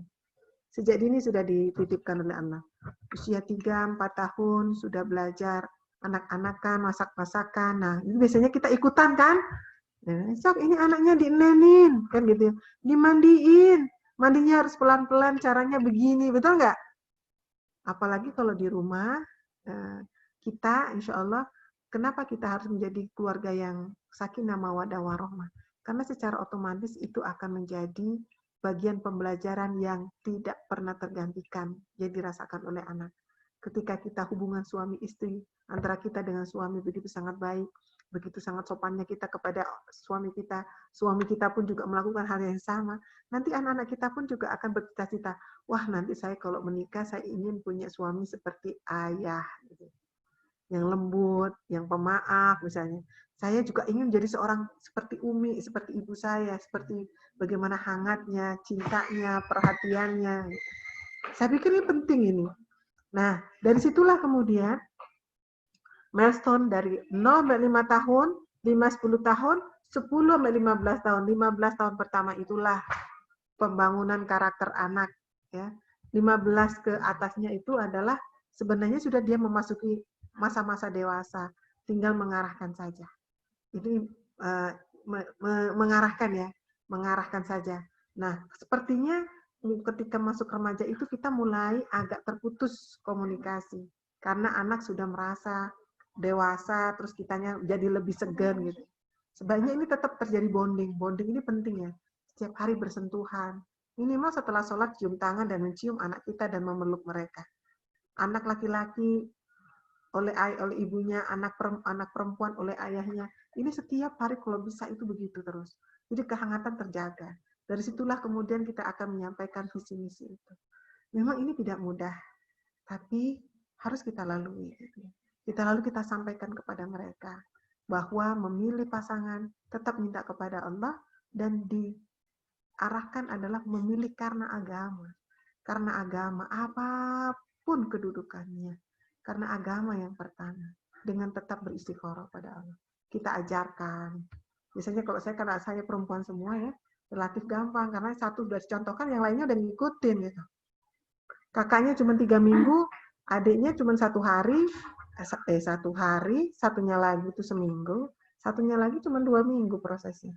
Karena sudah sama semuanya begitu. Jadi kita, anak-anak nggak ada yang pacaran, ya karena kita juga mencontohkan begitu. Jadi profil kita ini sangat menginspirasi mereka, dan ayat-ayat Tuhan, ayat-ayat Allah itu terlihat gitu. Ya contohnya saya waktu menikahkan anak yang jadi pernikahan kedua anak saya, pernikahan kedua itu adalah anak ketiga. Jadi anak pertama terus anak ketiga. Anak ketiga itu mantu saya itu satu hari ya, hari itu datang, Senin sore datang, Rabu saya nikahkan, coba kami nikahkan, Masya Allah, 1 hari. Kakaknya dipanggil kan, lagi kuliah di Bogor, nih adikmu mau nikah gitu. Wah, merasa tidak dikasih tahu sebelumnya, kagetlah dia. Pasti dia bersedih dengan dengan kok saya sebagai kakak nggak dikabarin kalau adik saya mau nikah. Dikasih tahunya ketika besok mau nikah gitu. Terus dia nangis kan, aduh gimana? Terus saya bilang bahwa ini adalah takdir dari Allah dan kita harus berbahagia atas takdir ini gitu, karena sesungguhnya Allah yang menentukan bukan kita. Terus saya bilang seandainya ada jodoh kamu hari ini, Umi nikahkan kamu hari ini, sambil nangis sayangnya. Jodohnya datang hari itu, sehingga seminggu kemudian kita nikahkan.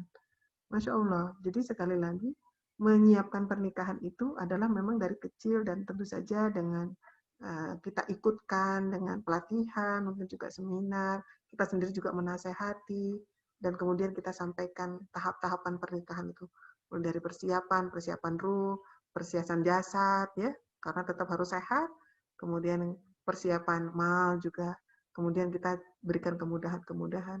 Sebaik-baik perempuan adalah yang paling murah maharnya, gitu ya. Terus kemudian milihnya karena agama, gitu ya.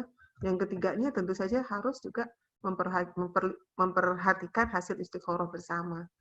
Orang tua kita sebagai orang tua harus istikharah, gitu ya. Anak juga harus istikharah. Gitu. Dan kalau anak saya yang perempuan, tetap harus kita yang memilihkan baiknya gitu. Kalau anak laki-laki, kita harus dampingi. Perempuan yang baik adalah gitu ya, harus disampaikan, adalah nilai-nilai yang hakiki sesuai dengan arahan-arahan Al-Quran. Saya pikir itu ya. Jadi harus disiapkan sejak dini ya, Umi, ya, mulai dari bisa dengan main gitu ya, bermain-main peran, memainkan peran gitu. Saya dulu Mi kalau ditanya, Mi pernah nanya waktu kecil tuh, nanti nikahnya sama siapa ya gitu. Tapi mama saya jawabnya nikah sekolah aja dulu gitu. Nah, rata jawabannya begitu. Padahal saya jawabnya begini, kamu menikah nanti dengan laki-laki yang soleh, yang cinta Allah, cinta Rasulullah, cinta Al-Quran, dan berjihad di jalan Allah, dan bertanggung jawab kepada keluarga. Itu teh doktrin sebenarnya. Akhirnya anak itu, oh ya, kalau saya punya suami. Karena apa yang terjadi di 5 tahun pertama, itu langsung masuk ke ruang alam bawah sadar.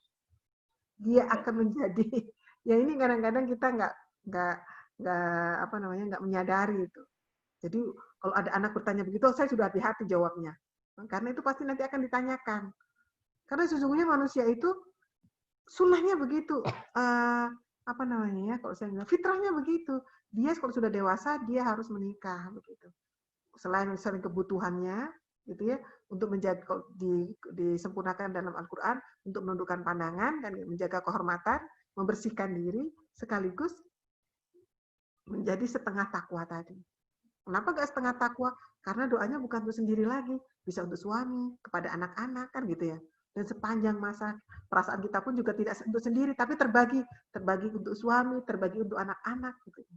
Ini saya pikir penting banget. Untuk itu semakin luas kemanfaatan hati kita, lahir kita dan batiniah kita, itu semakin juga. Jadi kita bisa bayangkan ibunda, istrinya Rasulullah SAW, Ummu Salamah ya, punya pembantu yang pembantunya itu kemudian mereka nikahkan sampai anak pembantunya itu pernah disusukan gitu, keren banget deh pokoknya. Dan ternyata anak dari pembantunya ini menjadi ulama besar di Baghdad. Itu ada ceritanya nanti mungkin kalau sudah dibahas tuh. Itu menarik sekali tuh. Nah, itu Masya Allah, itu keren banget tuh Ummu Salamah itu ketika ditinggal Rasulullah dan seterusnya. Saya pikir ini penting ya. Ini ada pertanyaan ini nih. Bolehkah saya memilih fokus mengurus anak dan suami? Nah, ini juga ini pertanyaan juga nih buat sekalian melanjutkan. Jadi kan biasanya tadi yang student-student itu mau menikah susah, kemudian ketika dia menikah akhirnya sibuk mengurus suami dan anak. Tadi sebelum dia menikah itu student kan, pas student itu aktif banget gitu, Umi. Nah, setelah menikah ngilang Umi dia. Udah nggak pernah muncul lagi gitu, udah nggak ada di kajian, nggak ada di organisasi gitu. Maka sibuk mengurus anak. Jadi ini melanjutkan tadi Umi. Iya. Padahal kita ikut kajian, kita aktif di luar itu juga untuk anak juga, gitu ya. Jadi kita bayangkan kalau semua muslimah semuanya tidak mau berbagi. Tadi itu zaimat tadi ya. Zaimat itu adalah peran muslimah kepada muslimah yang lain karena kita tidak bisa menjaga keimanan kita sendiri. Dan setan itu tidak milih. Saya mau menggoda wanita di luar aja deh, gitu. Yang di dalam enggak gitu. Yang di dalam itu juga digoda gitu. Dia merasa sangat sibuk sekali dari pagi ngurus di dapur, bla bla bla terus gitu. Besoknya lagi gitu lagi gitu ya. Dia tidak tahulah dunia luar begitu ya. Terus yang memikirkan tentang masa depan anak-anak yang lain yang ada yang terlantar, apa dan sebagainya macam-macam ya. Itu siapa begitu? Nggak mungkin tuh laki-laki semua, harus ada perempuannya. Untuk itu jadilah minta sama Allah, ya Allah berikan ilmu yang bermanfaat, ya Allah berikan kekuatan untuk selalu berdakwah, ya Allah jadikan menjadi bagian untuk sebagai penguat dakwah, ya Allah meskipun berat ini di punggung saya ini berat, tetapi di hadapanmu adalah mudah, berikan kemudahan, ya Allah. Coba saya ini cerita sedikit nih ya. Ya kebayanglah ya, kan menjadi anggota dewan bukan pilihan karena ini adalah tugas gitu ya, tugas dakwah gitu. Sampai didatangi saya bilangnya gini, katanya gini, Umi jangan asik jadi Bu Wali gitu. Waduh, saya jadi sedikit baper ini gitu sama ustadz dikeroyok kan. Antum itu disuruh maju karena ada tugas-tugas dakwah yang lebih besar gitu. Waduh, langsung saya lemes ketika itu. Karena pekerjaan jadi istri wali kota belum selesai, 11 organisasi TEA ya, membentuk kepengurusan, membuat program, anggaran, terus kemudian mengkonsolidasikan dengan kelompok-kelompok dan sebagainya, namanya juga kota 2,5 juta orang yang diurus. Tapi saya pikir 2,5 juta orang mungkin di hadapan saya besar gitu ya, tapi di hadapan Allah mungkin tidak besar gitu karena. Tapi yang besar itu adalah keikhlasan. Jadi keikhlasan kita gitu. Kalau keikhlasan kita dalam, luas, insya Allah pekerjaan apapun akan mudah, insya Allah. Jadi korelasi kekuatan kita di dalam menyelesaikan persoalan itu adalah dari sisi keikhlasan. Wa ma umiru illa liya'budullaha mukhlishina lahuddin. Menjadi istri kita ikhlas, seikhlas-ikhlasnya menjadi ibu ikhlas, menjadi bagian masyarakat itu ikhlas. Minimal adalah menginspirasi, karena hari ini kita punya persoalan sosial, persoalan ekonomi, yang mau tidak mau di dalamnya berdampak pada kehidupan perempuan. Dan banyak perempuan-perempuan yang perlu dibantu. Minimal adalah mengembalikan konsep diri perempuan sehingga dia menjadi perempuan yang kuat dan mampu mengelola potensi dan masalah yang dihadapi. Sehingga, gitu ya, kan begitu. Sehingga perlu adanya perempuan-perempuan seperti ini. Untuk itu kenapa kita memilih Zaimat? Kalaulah Rasul istri-istri Nabi itu adalah orang-orang yang hanya ngurus Nabi saja, pasti nggak mau ngajarin kayak Ibunda Aisyah, nggak ngajarin para sahabat, gitu. Ibunda Hafsah nggak akan ngurusin janda-janda, gitu.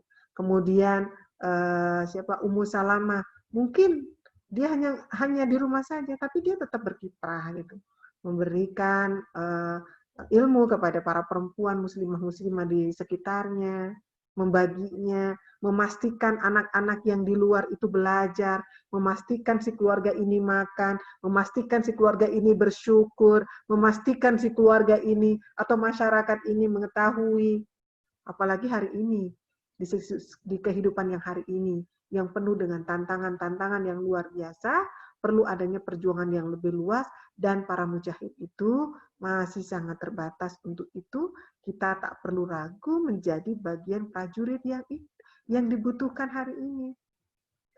Emang kita kuat insya Allah kalau kita menyiapkannya. Sebutkan dalam Al-Quran, di surat Al-Anfal, ya, diminta kita untuk menyiapkan apapun yang kita miliki.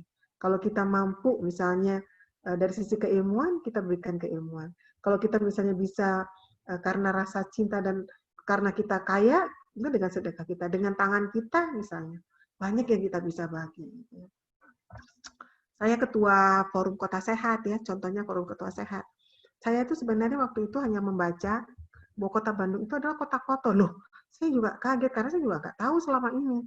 Kenapa kota kotor? Akhirnya disebutkan karena SDBM-nya rendah, yaitu sanitasi bersuadaya masyarakatnya rendah. Dengan adanya diceritakan ODF belum 100%. Open defecation free-nya tidak 100%. Artinya masyarakat Kota Bandung ini masih banyak yang BAB sembarangan. Membuang tinjanya berakhir di sungai dan selokan. Sehingga selokannya kotor, kemudian sungainya kotor. Kurang lebih ada 5,5 ton tinja per hari mengotori selokan dan sungai. Karena saya jadi ketua Forum Kota Sehat, saya terpanggil, "Mak," gitu ya.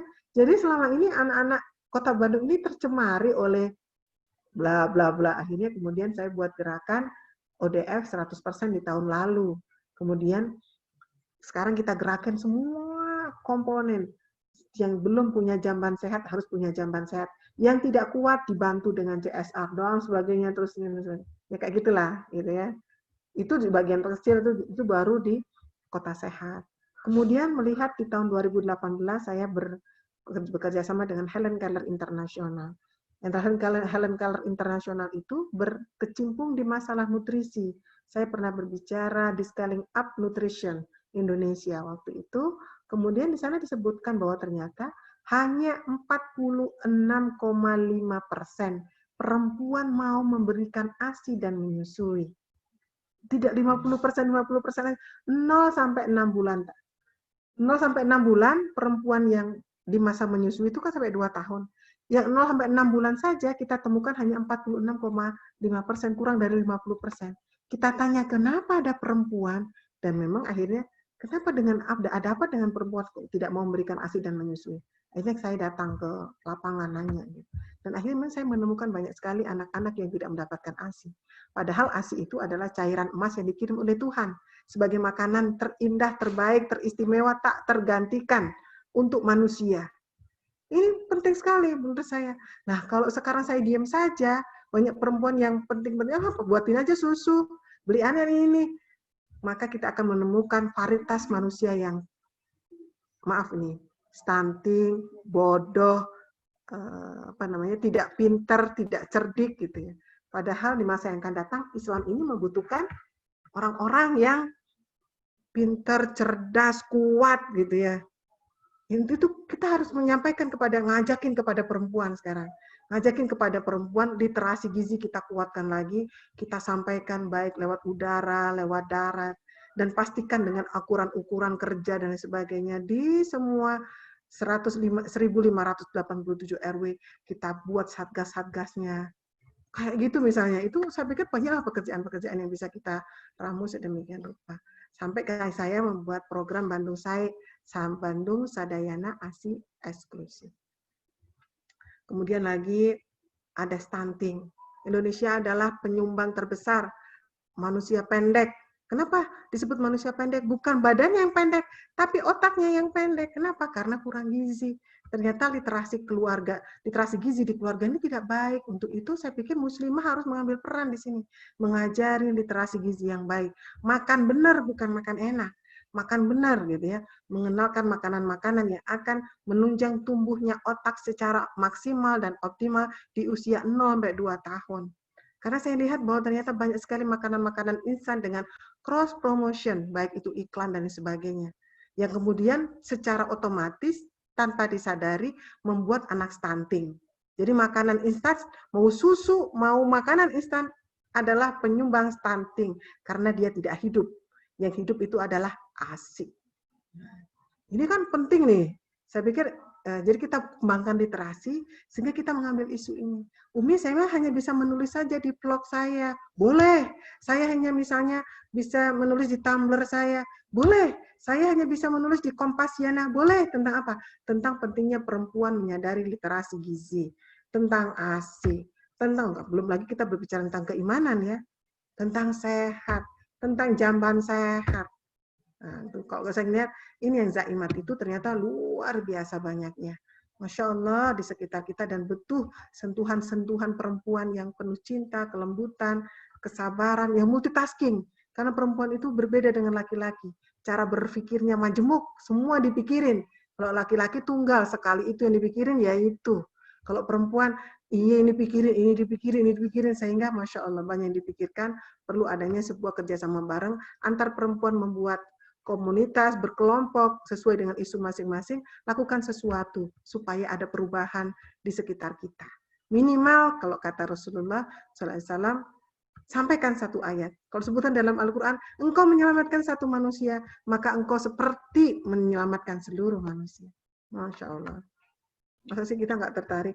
Ya ayyuhalladzina amanu hal adulukum ala tijaratin tunjikum min adabin alim. Tu'minuna billah wa rasulik wa tujahiduna bi amwalikum wa anfusikum. Dzalikum khairul lakum la'allakum tuflihun. Masya Allah, itu saya pikir banyak ya. Jadi saya 11 organisasi itu akhirnya saya menyadari, oh ya, bertemu saya berbicara tentang disabilitas. Tidak semua keluarga dianugerahi anak yang sempurna. Ada anak-anak yang dititipkan istimewa, yaitu disabilitas. Tapi masalahnya adalah keluarganya adalah keluarga yang tidak mampu, yang tidak bisa mengantarkan dari sejak kecil anak ini diintervensi, terapi, dan sebagainya. Anaknya usia di 13 tahun. Maksudnya cerebral palsy. Ini baru kita temukan seperti hewan, tidak diperlakukan sebagai manusia yang penuh dengan kehormatan. Maka siapakah yang menolong keluarga-keluarga ini? Waktu itu saya membuat program namanya Rumah Cinta Inklusi. Kita data semua orang-orang keluarga disabilitas yang membutuhkan bantuan, kita himpun dokter-dokter yang memiliki pengabdian masyarakat, kemudian terjadilah assessment, kemudian case conference, kemudian juga akhirnya di terapi berbasis keluarga-keluarganya diajak, dielus, disampaikan, mereka sampai nangis, bercerita. Kemudian, ya alhamdulillah, itu kita lakukan sampai hari ini. 1 minggu ada 6 keluarga yang kita bantu untuk terapi berbasis keluarga. Ada yang CP, ada yang Down syndrome, ada yang autism, ada yang juga ADHD, ada yang macam-macam. Mungkin ada, saya melihat bahwa ini adalah pekerjaan-pekerjaan yang harus kita coba kembangkan, Masya Allah. Coba antum bisa lihat itu di jurnal-jurnal itu, ternyata orang muslim masih belum menuliskan tentang pentingnya kita hadir di dalam melengkapi, menyempurnakan literasi-literasi mereka. Itu jadi wajar curhat sayanya. Ya, jadi gitu ya, Akhwati Fillah. Jadi kalaupun sudah menjadi istri dan punya anak, jangan lupa untuk berperan di luar rumah, apapun, sekecil apapun perannya, karena di luar sana banyak sekali problematika yang membutuhkan sentuhan tangan seorang perempuan, gitu ya. Nah, betul sekali. Jadi, alhamdulillah kita sudah di penghujung acara ini, Umi, sudah di penghujung waktu kita sudah mepet sekali, udah mau habis. Tapi di sini banyak sekali pertanyaan terkait lebih detail mengenai peran istri-istri Rasulullah mengenai Ummul Mukminin. Jadi karena itu saya mau bertanya, Umi, kan tadi mukadimah nih, sepanjang ini mukadimahnya gitu ya. Jadi apakah nanti ada materi lanjutan buat kami gitu, soalnya masih ada 10 nama lagi kan yang mungkin perlu dibahas gitu. Jadi gimana? Ya. Jadi sebenarnya kan hari ini tuh kita membahas tentang mukodimah. Mukodimah itu artinya apa sih yang melatar belakangi kita mau mempelajari tentang kehidupan para istri-istri Nabi. Karena istri-istri Nabi itu antara satu dengan yang lainnya itu melengkapi dan semua kebutuhan-kebutuhan kita termaktub di sana. Untuk itu kita kuatkan literasi kita mampu membaca diri, kemudian kita termotivasi, kemudian mana yang kira-kira mirip dengan kita, mana yang belum mirip, mana yang harus, kayak gitulah. Sehingga kita mampu memerankan yang 3 tadi tuh. Selain menjadi perempuan yang soleha, kita juga alimat, punya kemampuan untuk menguatkan dan meluaskan cakrawala pengetahuan, sekaligus pengetahuan itu bisa mempengaruhi cara kita bersikap, dan yang ketiga adalah zaimat, mengambil peran, ya, mengambil bagian di dalam menghadirkan solusi-solusi yang dibutuhkan oleh masyarakat dan umat. Dan istri-istri Nabi nanti ada yang membahasnya.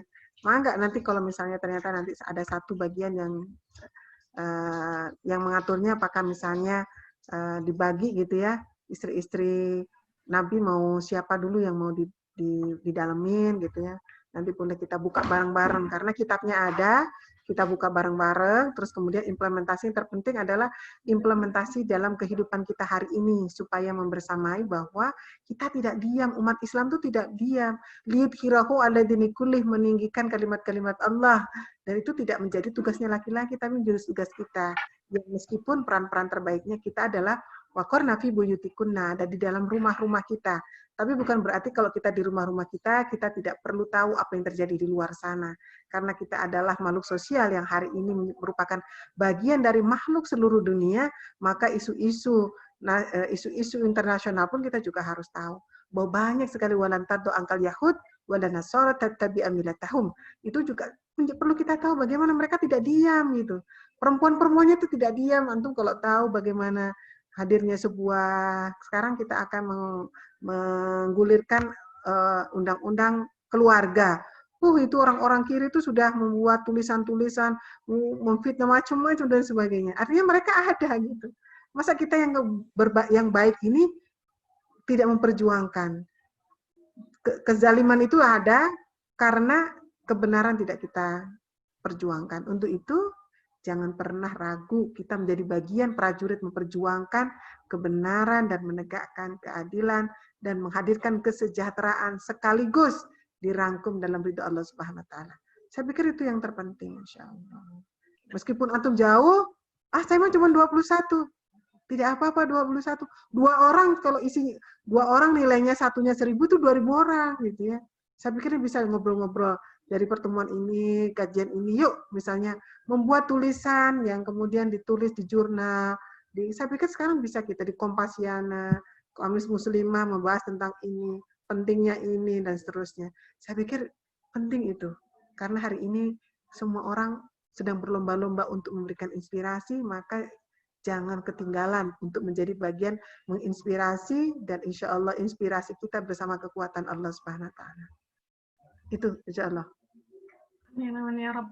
Jadi ini jadi PR buat panitia kajian Muslim Marur. Mungkin nanti kalau waktunya pas kita bisa minta sesi berikutnya nih sama Umi Utama ya. Jadi ya waktu sudah menunjukkan makin siang di sini Umi. Oh, Masya Allah. Mendekati waktu sholat duhur dan makan siang. Oh, Masya Allah. Di sini mau maghrib ya, Masya Allah. Maghrib ya. Ini kita sudah sampai di penghujung acara. Pada akhwati fillah yang sudah hadir, jazakumullah khairan katsiran. Semoga apa yang kita dapatkan pada hari ini, nasihat, materi, dan ilmu itu bisa kita gunakan untuk sebagai ini ya, penyemangat dan pemberat kita insya Allah di akhirat kelak, bahwa meskipun kita pandemi, meskipun terbatas, kita masih bisa menuntut ilmu gitu. Saya Nurbiah Permatasari, saya mohon maaf apabila ada salah, dan kepada teman-teman semuanya, saya kembalikan lagi kepada host, kepada kajian Muslim Mahrur untuk mengambil alih webinar kita pada hari ini. Silahkan. Ya, jazakillahu khairan kasiron kepada KB atau Saudari Nurbiah. Tadi saya belum perkenalin yang kepada Umi. Umi, perkenalkan nama saya Septi. Saya juga sebenarnya tinggalnya di Bandung kalau di Indo. Ternyata Iya, Mojang pria. iya, Masya Allah Umi pemaparan materinya.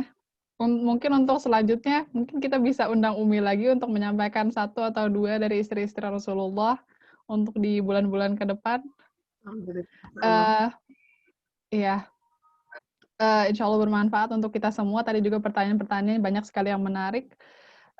Tidak lupa juga terima kasih kepada asisten Umi yang sudah membantu. Untuk para jamaah, jazakillahu khairan katsiran sudah hadir kepada pertemuan kali ini. Semoga bermanfaat bagi kita semua. Dan materi ini bisa memberikan manfaat tidak hanya kepada kita, keluarga kita, tapi juga lingkungan kita. Untuk materi selanjutnya itu insya Allah akan dilanjutkan pada bulan depan, itu di bulan Desember tanggal 19, itu hari Sabtu minggu ketiga juga. Informasi mengenai linknya itu akan menyusul, insya Allah akan di-share. Untuk pertemuan kali ini, sekian saja. Sebelum kita tutup, mari kita bersama-sama membaca istighfar.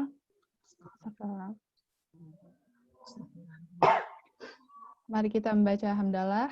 Alhamdulillahirrahmanirrahim. Saya mewakili panitia mengucapkan mohon maaf jika ada yang kurang berkenan atau ada kehilafan. Segala kesalahan itu datangnya dari saya dan segala yang baik itu datangnya dari Allah. Mohon maaf lahir batin kepada semuanya. Wassalamualaikum warahmatullahi wabarakatuh.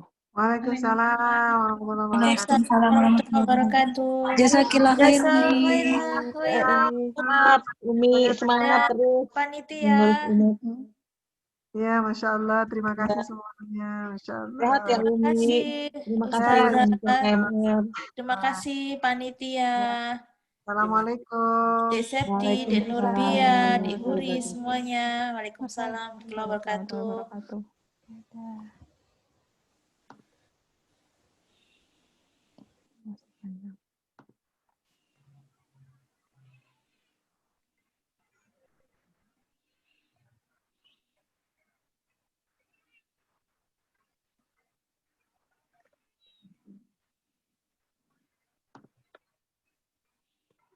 Wajazakallahu khairan katsiran Mbak Elwis.